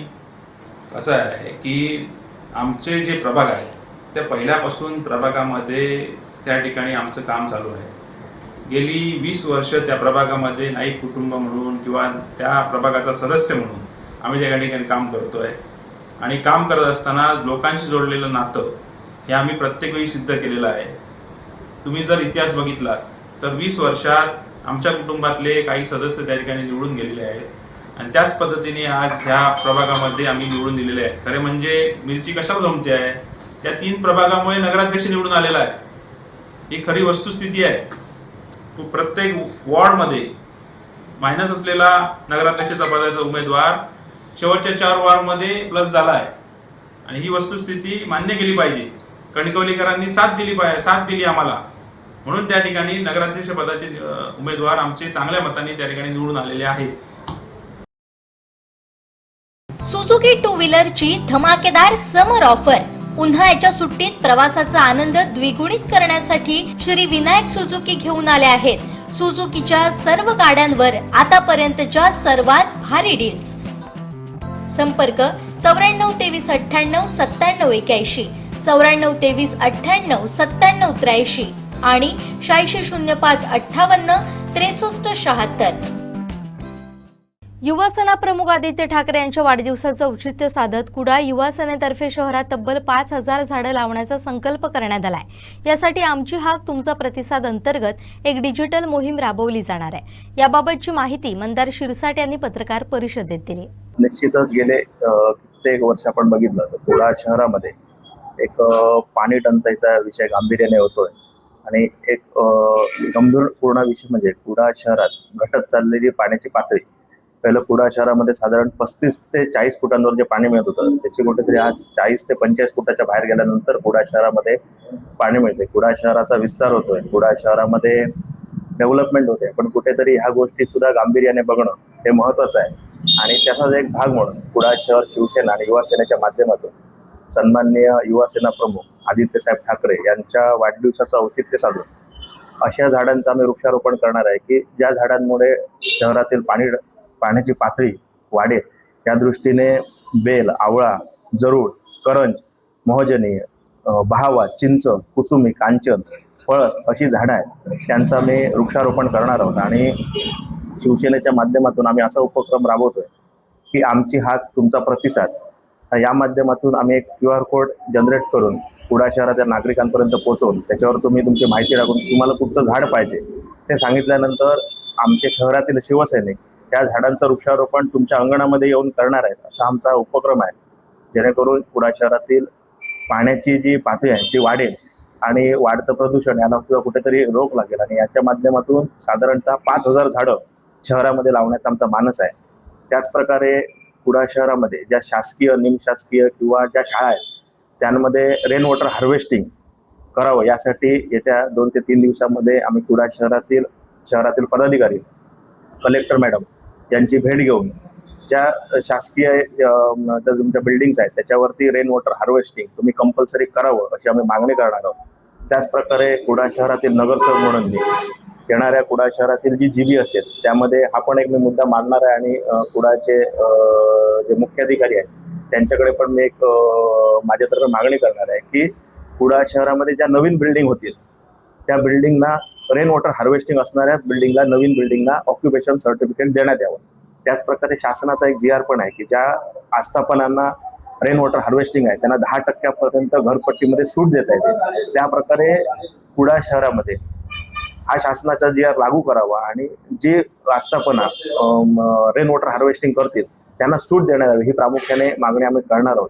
आपल्या मागच्या पिढीने काही गोष्टी राखून ठेवल्या म्हणून आज कुडाळ शहरामध्ये आम्ही स्वच्छंद आयुष्य जगत आहोत. आणि आपण आज काहीतरी चांगल्या गोष्टी केल्या तर पुढच्या पिढीला त्या चांगल्या पडतील या दृष्टीने आम्ही एक आश्वासन पाऊल कुडाळ शहरामध्ये आम्ही उचललेलं आहे. निश्चितच 13 तारीखला जेव्हा सुरुवात करू तेव्हा खासदार विनायक राऊत साहेब असतील, आमदार वैभव नाईक असतील, अरुण दुधवडकर असतील यांची उपस्थिती असेल. त्याचप्रकारे कुडाळ शहरामध्ये काम करताना आमचे तालुक्याचे तालुका मग राजन नाईक असू देत, आमचे कृष्णाधुरी, संतोष शिरसाट असू देत, त्याचप्रकारे अमरसेन सावंत असू देत, यांच्या नेतृत्वाखाली कुडाळ शहरामध्ये जवळपास 5000 झाडं निश्चितच आम्ही लावणार. सुपर बाजार कोऑपरेटिव्ह कणकवली, सिंधुदुर्ग जिल्ह्यातील एकमेव वातानुकूलित सुपर बाजार. पत्ता सुपर बाजार, Mumbai Goa highway, SM high school समोर, कणकवली. आपल्या अतूट विश्वासामुळेच आम्ही 25व्या वर्षात पदार्पण करतोय. कुडाळमध्ये शिंदे सेनेचे उपजिल्हा प्रमुख अरविंद करलकर यांनी माजी आमदार वैभव नाईक यांच्यावर अत्यंत गंभीर आणि शेलका शब्दात टीका केली आहे. वैभव नाईकांनी निलेश राणेंवरचे आरोप थांबवावेत आणि दोन्ही भावांनी तातडीनं राजीनामा द्यावा अशी थेट मागणी केली आहे. जे काय 10 ते 15 दिवस वैभव नाईकांची नौटंकी चालली त्याबद्दल मी आज थोडासा खुलासा केलाय की प्रत्येक वेळी ते निलेशजी राणे साहेबांवरती आरोप करतात. आणि आता काल तर त्यांनी असे हास्यास्पद आरोप केले आहेत की डायरेक्ट कणकवलीमध्ये असं त्यांचं म्हणणं आहे की निलेशजी साहेबांचा काडी मात्राचा संबंध नाही. पण मला त्यांना असं एकदा सांगायचं आहे की निलेशजी राणे स्टार प्रचारक होते आणि महायुतीच्या माध्यमातून खरंच त्यांनी राजन तेलींचे पहिले पायधारक आणि राजन तेलींमुळे शहर विकास आघाडी तयार झाली. आणि ती आघाडी होऊन निलेशजी राणेंच्या मार्गदर्शनाखाली लढवली गेली आणि त्यांचाच फोटो घेऊन जल्लोष करण्यात आला आणि त्यांच्याच घोषणा दिल्या. त्यामुळे त्यांनी नैतिकताची जबाबदारी घेऊन दोन्ही भावांनी जवळजवळ राजीनामा द्यायचा आणि पुन्हा निवडून यावं असं मी बोललो आहे. आणि मला एवढंच सांगायचं आहे की हे जर बोलतायत वैभवजी नाही की आपल्यामुळे ते निवडून आले, त्यावेळी ते जवळजवळ मालवणमध्ये इलेक्शनाला ठाण मानून होते आणि मी त्या ठिकाणी निरीक्षक म्हणून काम केलं आहे. ते तिकडे ठाण मानून असताना ते कणकवलीत कसे येणार आणि कणकवलीत कधी प्रचार करणार? त्यामुळे त्यांच्या काडीमात्राचाच संबंध नाही आणि मला वाटतं ते भाव पुढे आले म्हणून त्यांच्या पोटात पोटचुळा सुटले की भावांना निवडून आणलं दुसऱ्याने आणि त्यांच्या जीवावर ते आहे. दुसरा विषय म्हणजे त्यांनी महागाईच्या मुद्द्यावरती इकडे बुधवार दिवशी नौटंकी करून आंदोलन केलं. त्या आंदोलनात त्यांनी काय म्हटलं आहे की एक कोथिंबीरची जुडी 70 रुपये झाली. हो, लोकांना कोथिंबीरची रुची 10 रुपयाने पण मिळायची, पण महागाई वाढली म्हणून त्यांना 4 पैसे मिळतात आता. म्हणजे यांचा उद्देश काय? त्यांचे 10 रुपयापर्यंत त्या गोष्टीची किंमत राहावी आणि लोकांचं नुकसान. म्हणजे हे शेतकऱ्यांबरोबर आहे की कोणासोबत आहे हे त्यांनी पहिलं डिक्लेअर करावं. आता तुमच्या सावंतवाडीत कार क्राफ्ट घेऊन येत आहे खात्रीशीर car service. Maruti Suzuki car सर्व्हिसिंगचा मुंबई आणि ठाणे येथील 20 वर्षांचा प्रदीर्घ अनुभव आता आपल्या सेवेसाठी सज्ज. पत्ता car craft services private limited, plot number 21, जुना मुंबई गोवा महामार्ग, चितारी हॉस्पिटल जवळ, कोलगाव भोम, सावंतवाडी. आजच अपॉइंटमेंट बुक करा. सामाजिक कार्यकर्ते ॲडव्होकेट नकुल पारसेकर लिखित माजी केंद्रीय मंत्री सुरेश प्रभू यांच्या जीवनावर आधारित ध्येयधुंद या पुस्तकाच्या दुसऱ्या आवृत्तीचं प्रकाशन रत्नागिरी नगरीत करण्यात आलं. जिजाऊ शैक्षणिक आणि सामाजिक संस्थेच्या श्री भगवान महादेव सांभरे मोफत रुग्णालयाच्या प्रथम वर्धापन दिनाचं औचित्य साधून हा प्रकाशन सोहळा पार पडला. 30 वर्षांहून अधिक काळ लाभलेला सहवास, कामाचा आवाका, ज्ञानाची खोली आणि त्यांचं समाजाभिमुख कार्य या पुस्तकातून मांडण्याचं काम ॲडव्होकेट नकुल पारसेकर यांनी केलं. या पुस्तकाला केंद्रीय मंत्री नितीन गडकरी यांची प्रस्तावना आहे. ज्येष्ठ नेते शरदचंद्र पवार, जागतिक कीर्तीचे शास्त्रज्ञ डॉक्टर रघुनाथ माशेलकर, ज्येष्ठ साहित्यिक पद्मश्री मधु मंगेश कर्णिक, ज्येष्ठ पत्रकार राजीव खांडेकर यांचे शुभेच्छा संदेश पुस्तकाला दिले. ध्येयधुंदच्या माध्यमातून लेखक ॲडव्होकेट पारसेकर यांनी सुरेश प्रभूंच्या अष्टपैलू व्यक्तिमत्वाचा वेध घेतला. या पुस्तकाच्या पहिल्या आवृत्तीचं प्रकाशन मुंबईत महाराष्ट्राचे मुख्यमंत्री देवेंद्र फडणवीस, तत्कालीन राज्यपाल आचार्य देवव्रत तसेच अनेक प्रतिभावंतांच्या उपस्थितीत नुकतंच फेब्रुवारी महिन्यात पार पडलं. पुस्तकाच्या पहिल्या आवृत्तीला मिळालेल्या प्रचंड प्रतिसादानंतर आता दुसऱ्या आवृत्तीचं प्रकाशन करण्यात आलं. हे पुस्तकाचं प्रकाशन रजनीश राणे, स्वामीराज प्रकाशन आणि संजय शहा, श्री वर्धमान श्रुतगंगा ट्रस्ट हे आहे. सोमवारी, मंगळवारी आठवडा बाजार मैदान, ITI समोर, नाचणे रोड, रत्नागिरी या ठिकाणी दुसऱ्या आवृत्तीच्या प्रकाशनाचा दिमागदार सोहळा पार पडला. यावेळी मुखपृष्ठ बनवणाऱ्या हर्षला प्रभू देसाई यांचा सन्मान करण्यात आला. यावेळी माजी केंद्रीय मंत्री सुरेश प्रभू, जिजाऊ शैक्षणिक व सामाजिक संस्था महाराष्ट्र संस्थापक अध्यक्ष निलेश सांभरे, भगवान सांभरे, भावना सांभरे, उद्योजक रवींद्र सामंत, इंद्रजित देशमुख, सौ उमा प्रभू, हेमंत भागवत, कोकणसाचे संपादक संचालक संजय ढवळीकर, कोकणसाचे मुख्य संपादक सागर चव्हाण, राहुल गडपाले, सुशील कुमार मुळे, राजेंद्र केसरकर, विनोद राऊळ, संतोष राणे, मोहन हुडावडेकर, ॲडव्होकेट नकुल पारसेकर, प्राध्यापक रुपेश पाटील, बाबा टोपले, प्रचिती देशपांडे, प्रवीण पाटील, धीरज सांभरे आदींसह विविध क्षेत्रातील मान्यवर मंडळी उपस्थित होते. कोकण आणि पश्चिम महाराष्ट्राला जोडणारा महत्त्वाचा दुवा म्हणजे करूळ घाट. मागील वर्षी तब्बल 13 महिने हा घाट रुंदीकरण आणि नूतनीकरणाच्या कामासाठी बंद ठेवण्यात आला होता. फेब्रुवारी 2025 मध्ये सुरुवातीला एकेरी वाहतूक सुरू झाली आणि त्यानंतर काही दिवसातच घाट पूर्णपणे वाहतुकीसाठी खुला करण्यात आला. कोट्यवधी रुपयांचा खर्च करून घाटाचं रुंदीकरण, काँक्रिटीकरण आणि विविध सुरक्षा कामं करण्यात आली. मात्र काम पूर्ण होऊन 1.25 वर्ष उलटल्यानंतरही घाटातील सुरक्षेबाबत अनेक प्रश्न कायम आहेत. नेमकी करूळ घाटाची दिशा आणि दशा काय आहे पाहूयात या स्पेशल रिपोर्टमधून.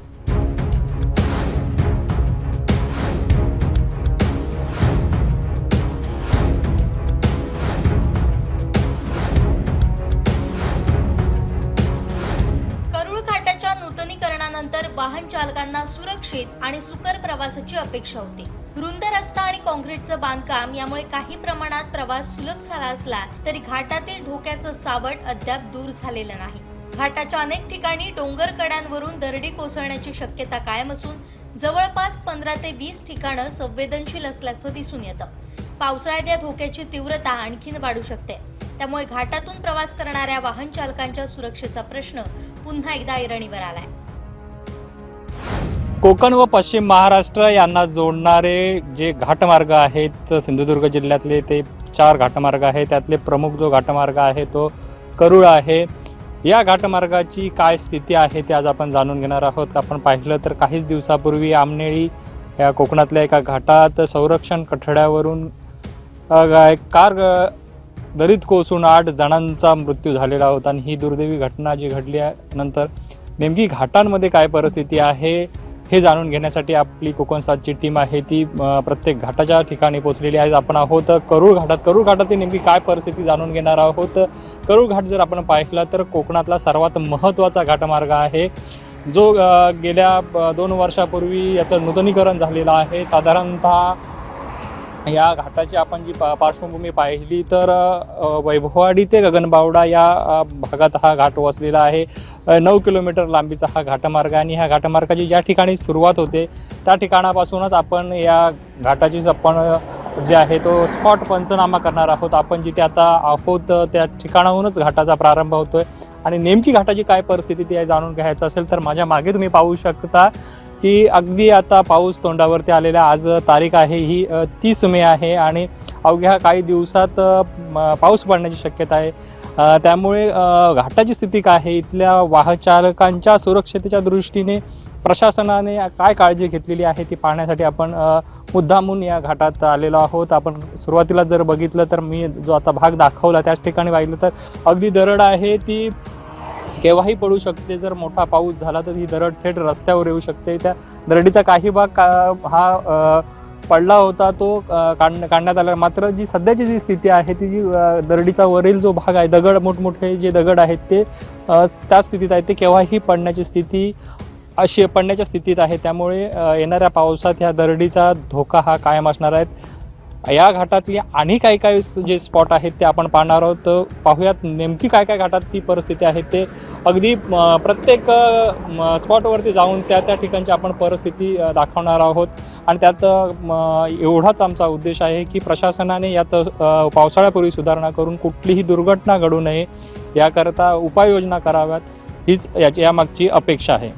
दरडी कोसळण्याच्या धोक्यासोबतच घाटातील सुरक्षा व्यवस्थेची वास्तव स्थिती ही चिंताजनक आहे. अनेक ठिकाणी उभारण्यात आलेले संरक्षण कठडे अत्यंत कमी उंचीचे आहेत. काही ठिकाणी कठडे नसल्याचंही दिसून येतं. खोल दऱ्यांच्या कडेला असलेली ही परिस्थिती अपघाताच्या दृष्टीनं गंभीर मानली जाते. वाहनाचा वेग नियंत्रणाबाहेर गेल्यास किंवा चालकाचा क्षणभर ताबा सुटल्यास मोठी दुर्घटना घडण्याची शक्यता नाकारता येत नाही. प्रवाशांच्या सुरक्षिततेकरता प्रशासन किती सतर्क आहे, किती जागरूक आहे याचं उदाहरण जर आपण पाहिलं तर हे करूळ घाटात दिसतं. आपण करूळ घाटात आता मध्यावधी ठिकाणी आहोत. या ठिकाणाहून आपण पाहिलं तर 4 किलोमीटर गगनबावडा आहे आणि जो ठिकाणी आता आम्ही थांबलो तो भाग जर आपण पाहिलं तर अगदी तीव्र वळण आहे. या वळणाच्या ठिकाणी आपण पाहिलं तर संबंधित विभागाकडून कोणतीही जी उपाययोजना सुरक्षेच्या दृष्टीने घेणं गरजेचं होतं. या ठिकाणी ना संरक्षण भिंत आहे ना कोणती या ठिकाणी जर वाहन वरून आलं वेगात आलं तर त्याचं नियंत्रण सुटलं तर त्याला अटकाव करण्यासाठी कुठलीही संरक्षण भिंत या ठिकाणी नाही. त्याचबरोबर आपण जर पाहिलं तर पुढील भागात आपण लोखंडी बॅरिकेड्स आहेत तसा कोणताही प्रकार या ठिकाणी नाही. त्यामुळे जर सुरक्षेच्या दृष्टीने बघितलं तर अत्यंत धोकादायक जो भाग आहे तो या ठिकाणी आहे. प्रवाशांच्या अगदी वाहन चालकांच्या सुरक्षेच्या दृष्टीने अत्यंत अगदी धोकादायक जी बाब आहे ती या ठिकाणी आहे. रात्रीच्या वेळी जर इथून प्रवास करत असताना कुठले रिफ्लेक्टर नाही आहेत त्यामुळे जर चालकाचा जर अंदाज चुकला तर एखादा मोठा अनर्थ देखील या ठिकाणी घडू शकतो. अशी परिस्थिती या ठिकाणी आहे.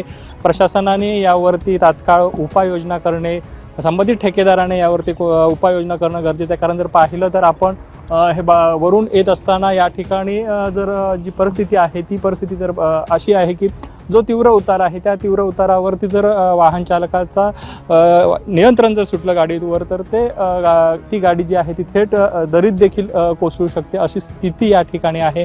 त्यामुळे जी खबरदारी आहे ती प्रशासनाने यावरती घेणं अत्यंत महत्त्वाचं आहे. कारण प्रशासनाचा हा बेफिकीरपणा कोणाच्या तरी जीवावर बेतू शकतो. करूळ घाटातील संरक्षण भिंतींची स्थितीही तितकीच गंभीर आहे. घाटातील मुख्य यू आकाराच्या तीव्र वळणानजीक संरक्षण भिंतीला मोठे भगदाड पडलं असून या भागात रस्त्याच्या स्तरीयाबाबत प्रश्न निर्माण झालाय। त्या ठिकाणी योग्य वेळी दुरुस्ती न झाल्यास भविष्यात रस्ता खचण्याचा धोका निर्माण होऊ शकतो। विशेष म्हणजे नूतनीकरणाचं काम पूर्ण होऊन अवघं 1.25 वर्ष झालेलं असताना अशी स्थिती समोर येत असल्यानं कामाच्या गुणवत्तेवरही प्रश्नचिन्ह उपस्थित होतोय। करूळ घाटाची जी खरी मदार आहे ती संरक्षण भिंतीवरती आहे। आपण जर पाहिलं तर या 9 किलोमीटर लांबीच्या घाटमार्गामध्ये जवळजवळ 4.5 ते 5 किलोमीटर लांबीच्या या संरक्षण भिंती नव्याने बांधण्यात आलेल्या आहेत आणि आपण पाहिलं तर त्याची का गरज आहे, कारण या घाटात जर प्रवासी वाहतुकीबरोबर माल वाहतूक देखील मोठ्या प्रमाणात होते। दर दिवशीचा जर आपण आकडेवारी जर पाहिली, इथून माल वाहतूक होणारी जवळजवळ 35,000 मेट्रिक टन मालाची वाहतूक बरोबर प्रवासी वाहतूक देखील मोठ्या प्रमाणावरती या घाटातून होते। तर हा घाट सुरक्षेच्या दृष्टीने आणि वाहतुकीसाठी सुलभ म्हणून ओळखला जातो। मात्र नूतनीकरण करण्यात आल्याच्या नंतर ह्या घाटातली जी कामं जी करण्यात आलेली आहेत ती किती दर्जाहीन आहेत आणि किती निष्काळजीपणा या कामात ठेवलेला आहे तो या एका स्पॉटवरून आपल्याला निदर्शनास येतो की आपण आता आहोत ते म्हणजे जिथे घाटाचा प्रारंभ होतो म्हणजे गगनबावड्यापासून 1 किमी अंतरावरती म्हणजे मुख्य वळण जे आपण म्हणतो पहिलं वळण आहे त्या वळणाच्या ठिकाणी आहोत। आणि माझ्या मागील बाजूस जो भाग आहे त्या ठिकाणी आपण जर पाहिलं तर जुन्याच ज्या भिंती आहेत त्याच्यावरती नव्याने भिंत बांधण्यात आलेली आहे आणि या भिंतीचा जो जुना भिंतीचा जो काही भाग आहे तो निखळून पडलेला आहे। आपण जर पाहिलं तर मोठं भगदाड त्या ठिकाणी पडलेलं आहे। येणाऱ्या पावसात त्या ठिकाणी मोठा अपघात होण्याची देखील शक्यता आहे, कारण जर पाहिलं तर हा जो भाग आहे या भागात गगनबावड्या भागात मोठ्या प्रमाणावरती पाऊस जो हा कोसळत असतो आणि त्या दृष्टीने जर आपण पाहिलं तर अत्यंत धोकादायक तो जे ठिकाण आहे ते बनलेलं आहे। अगदी जवळजवळ भिंतीचा जो पुरा भाग आहे तो निखळून पडलेला आहे, सगळे दगड निखळलेले आहेत आणि नव्याने त्याच्यावरती भिंत नव्याने बांधण्यात आलेली आहे। त्यामुळे येणाऱ्या पावसात या ठिकाणी मोठा धोका असू शकणार आहे। अशीच परिस्थिती या संपूर्ण जर आपण भागाची जर निरीक्षण केलं तर असं दिसून येतं की जो या संरक्षण भिंती आहेत त्या मुळात जर पाहिलं तर अगदी जुन्या संरक्षण भिंतींवरतीच नव्याने संरक्षण भिंती बांधण्यात आलेल्या म्हणजे जे तकलादूपणाचं काम आहे ते करण्यात आलेलं आहे। त्यामुळे वाहकांच्या असेल किंवा प्रवाशांच्या सुरक्षेच्या दृष्टीने किती धोकादायक हा प्रकार आहे तो या प्रकारावरून आपल्याला निदर्शनास येत आहे। जर एकंदरीत या घाटाची जर परिस्थिती आपण जर पाहिली तर घाट वाहतुकीसाठी अगदी सुरक्षित मानला जातो, मात्र या घाटाच्या नूतनीकरणासाठीच्या वेळी जे कामं जी करण्यात आलेली आहेत ती कामं कुठेतरी दर्जाहीन झाल्याची या प्रकारावरून तरी दिसून येत आहे। त्यामुळे वाहतुकीसाठी हा घाट किती सेफ आहे ते ह्या घटनेवरून किंवा या प्रकारावरून सध्या तरी निदर्शनास येत आहे। करूळ घाटाच्या रुंदीकरणामुळे वाहतूक सुलभ झाली असली तरी सुरक्षिततेच्या दृष्टीनं अनेक त्रुटी अद्याप कायम असल्याचं वास्तव समोर आलंय। संभाव्य दरडी, अपुरे संरक्षण कठडे, भगदाड पडलेल्या संरक्षण भिंती आणि संवेदनशील ठिकाणांची संख्या पाहता संबंधित विभागानं तातडीनं उपाययोजना करणं गरजेचं आहे। अन्यथा एखादी मोठी दुर्घटना घडल्यानंतर जागे होण्याची वेळ प्रशासनावर येऊ नये अशीच अपेक्षा वाहन चालक आणि स्थानिक नागरिक व्यक्त करतात। कोकणातील आंबेनळी घाटात झालेल्या दुर्घटनेनंतर कोकण 7 लाईव्हच्या वतीने सिंधुदुर्ग जिल्ह्यातल्या जे घाटमार्ग आहेत त्यांचा स्पॉट पंचनामा करण्यात आलेला आहे। आपण आजचं करूळ घाटाचा स्पॉट पंचनामा केलेला आहे। 9 किलोमीटर लांबीच्या या घाटमार्गाचं आपण जर पाहिलं तर वर्षभरापूर्वीच नूतनीकरण करण्यात आले। काँक्रिटीकरण ह्या संपूर्ण मार्गाचं झालेलं आहे। 7 मीटर लांबीचा हा रस्ता झालेला आहे आणि या रस्त्याच्या नूतनीकरणाच्या वेळी जर आपण पाहिलं तर जवळजवळ 5 किलोमीटर लांबीची संरक्षण भिंती या बांधण्यात आलेल्या आहेत। त्याचबरोबर संरक्षण कठड्यांचं काम केलेलं आहे। अनेक ठिकाणी आपण बघितलं तर गॅरेबियन भिंती देखील उभारण्यात आलेल्या आहेत। ही परिस्थिती आहे ती या घाटाची आहे। मात्र आपण जर बघितलं तर सुरक्षेच्या दृष्टीने किती हा घाट महत्त्वाचा आहे किंवा या घाटात काय सुरक्षिततेच्या दृष्टीने उपाययोजना केलेल्या आहेत त्याचा आढावा आपण या संपूर्ण या प्रवासात आपण घेतलेला आहे। तर आपण अशी परिस्थिती दिसते की आपण अगदी प्रारंभीच बघितलं की जिथे घाट सुरू होतो त्याच ठिकाणी अगदी सुरुवातीलाच दरडी कोसळण्याचे जे संभाव्य धोका आहे ते अशी जी ठिकाणे आहेत ती 10 ते 12 ठिकाणी अशी ठिकाणे आहेत ती केव्हाही पावसात दरडी या कोसळू शकतात। त्याचबरोबर आपण पाहिलं तर संरक्षण भिंती ज्या आहेत त्या भिंतींची परिस्थिती देखील पाहिली की अनेक ठिकाणी ज्या भिंती बांधण्यात आलेल्या आहेत त्या जुन्याच कठड्यांवरती बांधण्यात आल्या, म्हणजे जो त्यांचा मूळ जो पाया आहे तो जुनाच आहे आणि त्याच्यावरती नव्याने भिंती बांधण्यात आल्या. त्यामुळे जे हे तकलादू जे काम करण्यात आले ते कुठेतरी धोकादायक आहेत. ते प्रवाशाच्या दृष्टीने किंवा वाहन चालकांच्या दृष्टीने धोकादायक ठरू शकतं. त्याचप्रमाणे आपण जर पाहिलं तर दुसरी महत्त्वाची गोष्ट जी आहे ती 4 ते 5 ठिकाणी ज्या ठिकाणी दरडी कोसळण्याचा संभव आहे अशा ठिकाणी संबंधित प्रशासन असेल आणि जी काळजी घेतलेली आहे 4 ठिकाणी जाळी ह्या मारण्यात आलेल्या आहेत. त्याच्या जाळी मारून त्या ठिकाणचा जो धोका आहे तो तात्पुरत्या स्वरूपात म्हणजे कमी करण्याचा जो प्रयत्न आहे तो करण्यात आलेला आहे. मात्र या घाटाची एकंदरीत जर आपण परिस्थिती बघितली तर अनेक ठिकाणी अशी परिस्थिती दिसून येते की ज्या ठिकाणी संरक्षण भिंती किंवा संरक्षण कठडे आहेत ते कमी उंचीचे आहेत. काही ठिकाणी संरक्षण कठडे किंवा संरक्षण भिंत असेल किंवा बॅरिकेड्स असतील तर ते कुठे लावलेले नसल्याचे देखील दिसले. तर त्याचबरोबर घाटात काही महत्त्वाची वळणं आहेत त्या अति महत्त्वाच्या वळणांवरती रिफ्लेक्टर असणं गरजेचं आहे. कारण आपण जर पाहिलं तर पावसात मोठ्या प्रमाणावरती धुकं या घाटात असतं आणि त्याचबरोबर पाऊस देखील मोठ्या प्रमाणात या भागात कोसळत असतो. त्यामुळे सुरक्षेच्या दृष्टीने ही उपाययोजना आहे ती करणं गरजेचं आहे. ज्या ठिकाणी संरक्षण कठड्यांच्या उंची जी आहे ती उंची जी आहे ती कमी असल्यामुळे त्या ठिकाणी देखील धोका उद्भवण्याची शक्यता आहे. त्याचबरोबर या घाटाचा जो आपण सगळ्यात महत्त्वाचा भाग आहे ते म्हणजे गटर आहे. गटर बहुतांश ठिकाणी प्रशासनाने हे साफ केलेलं आहे. मात्र काही ठिकाणी या गटरामध्ये आपण बघितलं तर अजूनही दगड माती ही साचली. त्यामुळे जर पाऊस पडल्याच्या नंतर ही गटर जर गटरामध्ये गाळ जर साचला किंवा माती दगडाने जर ही गटर भरली तर जे पावसाचं पाणी आहे ते रस्त्यावरती येऊन त्याचा जो परिणाम आहे तो मार्गावरती कुठेतरी होण्याची देखील दाट शक्यता आहे. ही जर परिस्थिती या घाटमार्गाची आहे. आपण एकंदरीत सुरक्षेच्या दृष्टीने जर पाहिलं तर करू घाटा हा वाहतुकीसाठी अत्यंत महत्त्वाचा मार्ग मानला जातो. सुरक्षा असेल किंवा सुलभता असेल या घाटात अत्यंत महत्त्वाची मानली जाते आणि त्यामुळेच या घाटात जी वाहतूक आहे ती मोठ्या प्रमाणावर असते. त्या दृष्टीने प्रशासनाने खबरदारी घेणं पावसात गरजेचं आहे. आमनेळीसारखी कुठलीही दुर्दैवी घटना या घाटात घडू नये यासाठी आत्ताच त्याची काळजी घेणं प्रशासनाने गरजेचं आहे. अन्यथा एखाद्या कुठल्या तरी दुर्घटनेनंतर त्यावरती पश्चाताप करण्यापेक्षा यावर प्रथमच उपाययोजना करणं अत्यंत महत्त्वाचं असणार आहे. कॅमेरामन साहिल बागवेसह मी श्रीधर साळुंखे, कोकण 7 लाईव्ह, वैभववाडी. शेवटी ठळक घडामोडी पुन्हा एकदा. हेडलाईन्सचे प्रायोजक आहेत पारुल युनिव्हर्सिटी. यह पॉसिबल है.